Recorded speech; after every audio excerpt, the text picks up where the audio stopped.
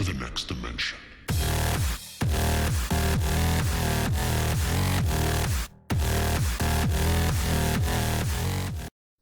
Hey guys, it's undercoverdudes all the way from down under, and today I have an opposing view to my Death of Combat Arms video.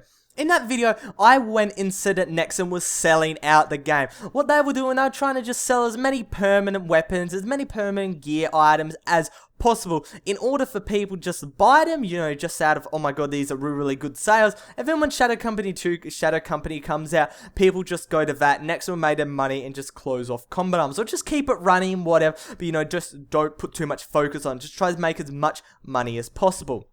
Now this view is opposing. This is completely the opposite to what I said in that video. And I believe this view is much more sense. It makes much more sense than what I said in the Death of Combat Arms video. In the Death of Combat Arms video, it still made sense, but this one makes even more sense, and I'll say why. A person on the forums went and suggested the Nexon is not simply going and selling out the game. What they're trying to do, they're trying to make Combat Arms last as long as possible. As Combat Arms is a very old game. It's been around for quite a while, and it's been outclassed by many other free-to-play shooters, Blacklight Retribution, Tribes Ascent. You've got many other games that are going to be out and are coming out that are going to completely outclass Combat Arms in every way, shape, and form. Now saying that, Nexon, what Nexon wants to do is make the game last longer. People go and buy permanent weapons, buy permanent gear, buy permanent NX rares now, and such, they have a reason to stay around. They are obligated, they have put their foot firmly into the ground for Combat Arms, and they are going to stay with it because they have put so much money into it. Nexon just wants to make as many people have this mindset as possible. There's many people that already have this mindset right now. Like before these sales came out, many months before these sales came out, people were paying tens of thousands of dollars on Combat Arms. But now, there's many more people that are under this obligation to continue playing Combat Arms just because they have bought these permanents. Now, the NX gear and NX normal weapons, the NX standards, that was pretty good. That was a really good deal. And I bought a couple stuff. I bought myself a recon vest.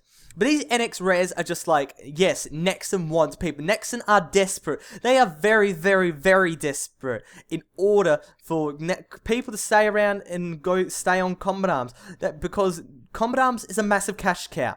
In Shadow Company, it's not going to automatically have a black market system. They may have, but it's not going to have too much stuff. It's not going to be like people going to be spending tens of thousands of dollars immediately when the game comes out.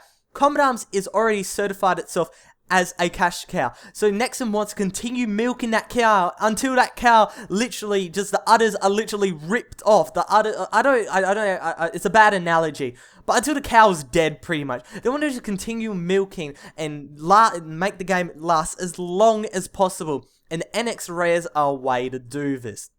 Nexon selling these NX rares, people think, okay, I've gone and bought an NX rare now. That means I'm going to play Combat Arms more because I have this new gun.